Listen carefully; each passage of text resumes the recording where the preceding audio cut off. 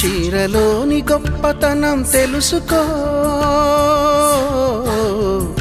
ఈ చీర కట్టి ఆడతనం పెంచుకో.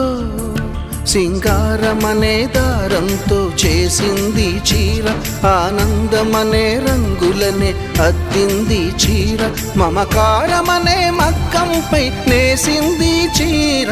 చీరలోని గొప్పతనం తెలుసుకో, ఈ చీర కట్టి ఆడతనం పెంచుకో.